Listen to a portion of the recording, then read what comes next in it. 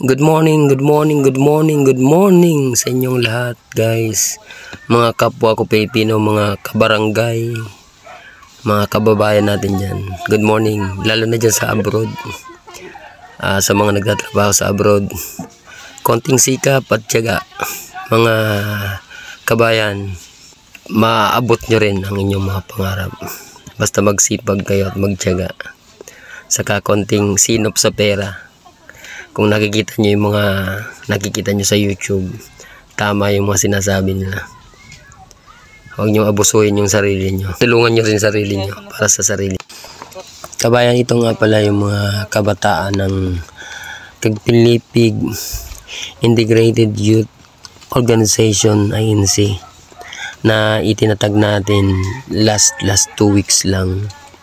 Bali, ito yung kapalit nung dating samahan kasi bali nawala na yung dating samahan, yung pinamumunuan ko kasi nga dahil na busy tayo, napunta tayo ng Manila, na busy tayo sa trabaho, kaya parang nawala yon. Kaya ang ginawa ng mga kagawad dito sa amin for preparation, iningi nila sa akin na magpa-eleksyon para doon sa kabataan para makatulong nga yung piyesta. Kaya kasi ilang piyesta ang walang kabataan talagang nag-a-assist. So yun, ngayon itinatag natin uli yung kabataan. Yun nga yung Kagpilipig Integrated Youth Organization na sa ngayon pa-uut natin, mag-o-taking tayo by piyesta, sa piyesta, para makilala sila, ma-recognize as isang organisasyon ng Sitio Kagpilipig. Kaya guys, tingnan nyo naman, napakasisipag ng mga kabataan ng Kagpi. Proud ako na i-guide sila, turuan sila para doon sa preparation sa next year na piyesta. Kasi alam ko by next year sila na ang hahawa kasi siguradong kaya na nila. Asa ngayon nagpe-prepare kami at tinuturuan ko sila kung paano at anong gagawin, mga mga hakbang para doon sa pag-aayos ng isang organisasyon. So okay naman at lahat sila sumusunod sa rules na kanilang ininatakda. Ngayon, yan, naglilinis kami. Nililinis namin tong baybayin ng Kagpilipig para doon sa piyesta at maglalagay kami dito mga upuan. Kung sakali yung mga bisitang mapupunta rito, magawi dito, may uupuan sila. Napaganda ng baybayin namin, itong baybayin dito sa Kagpilipig, guys. At talagang mamamangha kayo kung nandito kayo. Ang linaw ng tubig, malinis, malilim yung baybayin kasi may mga malalaking kahoy tulad nitong nandito sa ginagawa namin, sa nililinisan namin. Malaking kahoy yan na ang lawak ng lilim, kaya dito namin balak maglagay ng upuan para doon sa mga taong, sa mga bisitang magagawi dito, meron silang pahingahan. Saka guys, balak din namin na yung ibang events dito na gawin sa baybayin kasi marami naman. Ang Kagpi kasi siyempre masikip din naman. So pag nataon na talagang magsisimulan tayo ng events, baka mapagpasyahan namin na dito gawin yung ibang events. So kanya-kanya kaming toka para magtulungan para mapaganda yung piyesta ng Kagpilipig. Guys, mayroon pala kaming pa-singing contest and dance contest. Sa singing contest, guys, pwede dalawa, pwedeng solo. Basta maganda yung kailangan ma-entertain natin yung mga bisita ng piyesta ng Kagpilipig. Sa dance contest naman, binago ko yung pwede ng 3 lang, pero wala nang bababa sa 3 pataas na grupo, na miyembro ng grupo. Kasi mas maganda kasing tingnan yung marami. Magandang tingnan, saka makikita mo doon kung gaano kagaling talaga. Kasi doon makikita mo yung galing ng mga kabataan o kaya nung mga sasali sa dance and singing contest. Kaya guys, alam nyo yung sa singing contest and dance contest, parang mayroon na tayong sponsor, pero yung sa ibang tawag nito, sa ibang mga games wala pa tayo. Kaya todo hanap kami ng pwede mag-sponsor sa inyo guys dyan, sa mga nanonood ng mga taga rito sa Kagpi na nakakaangat sa buhay. Alam ko naman na maraming nakakaangat sa buhay dito sa Kaglipig, yung may mabubuting puso dyan. Hinihingi namin yung inyong suporta. Sana po mas maaga malaman namin yung suporta nyo, kung pwede kayo magsumuporta sa amin para mas mapaganda natin yung ating piyesta, Sitio Fiesta Kagpinlipig. So guys, yun ang aming mga plano. Saka yung paglilinis namin dito guys, todo linis talaga, wala kaming merienda iniinumin. Naghahanap kami ng pwedeng mag-sponsor.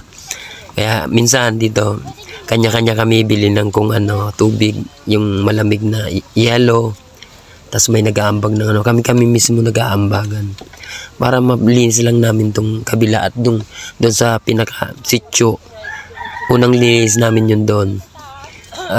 Pero bago magpiesta talagang ulitin naming linisin yun. Saka marami kaming mailalagay doon.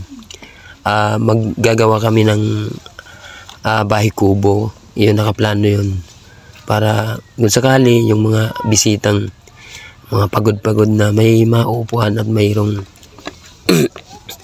silang matatambayan. Yung mga gustong maglakad-lakad, yung mga gustong magtambay-tambay, meron silang mauupuan. So yun guys, yun yung mga plano ng Kagpinlipig Youth Organization.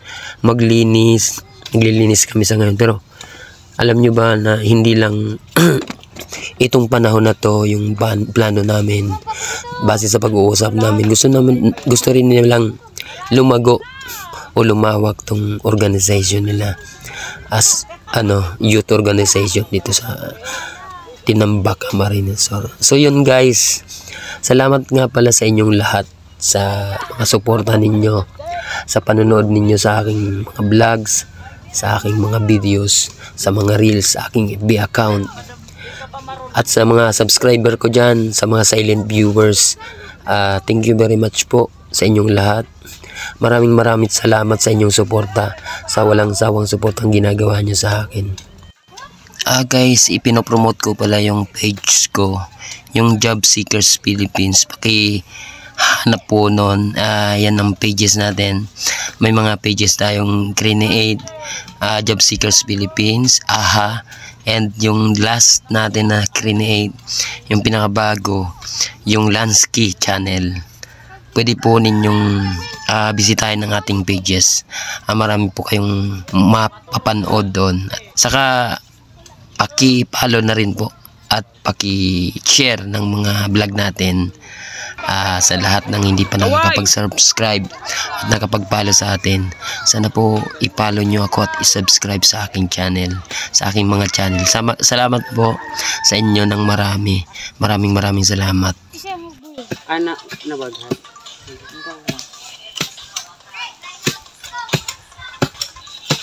Naring bagay sa kwarto. Dahil na nagkano. Malinaw na camera. No. Malinaw. Malinaw talaga.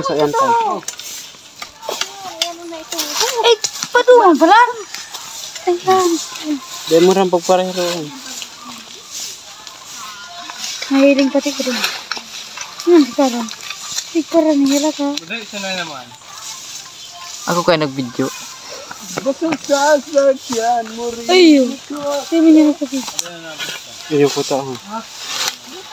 Dahil lang ko tayo nagsabi. Dahil nagkabantingan niyo.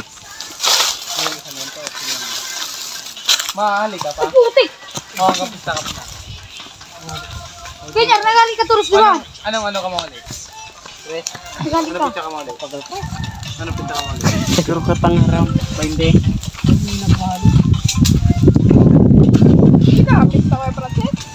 Hindi kayo nag-play. Iyo.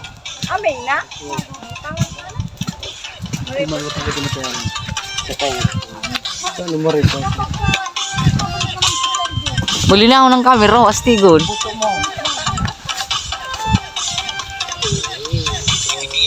Malinaw talaga yun po. Hayop na camera ni. 30 per bata yan. Times pala. Yan ang zoom. Times 10. Yan ang zoom yan. Makamot kayo. Oh God. Hindi ka naglaw. Aray yun ang zoom no. Ay silang laglag ni Rambo. Ano? Susundang ka ang lag mo. Kapiyar ko to ka to. Susundang. Di niya, sa kapatid dyan niya nakakaag. Hindi ko man yan ng garungan. Di ba magkayang garungan doon? Susundang ka niya. Nakalap. Diyan mo na boy. Dapat kaya yan magano yan dyan.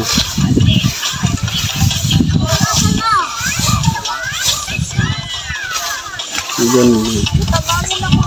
Palat lang man nga eh. Apretado kang maray.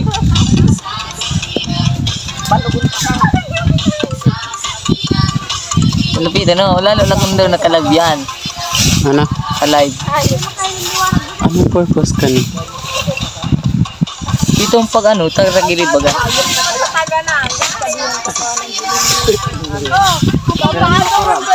Okay. Ay dahil bakon mo bakon ang kaiba. Nagpaparaw tukaw lang. Ala, nagpapadang. Ako man ako man.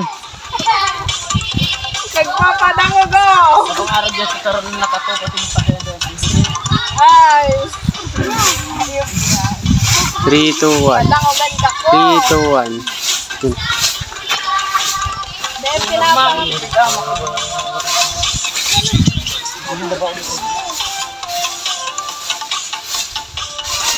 Bagay ng bubong. Gusto ko ning tama, picture mo da. Ay ako man da. Oh. May ba? Ano ka pa? Napapangirit na pati. Apo ang sunod. Ay ano mo? Ay paano mo? Bako araw kay ba? Araw ka ni pati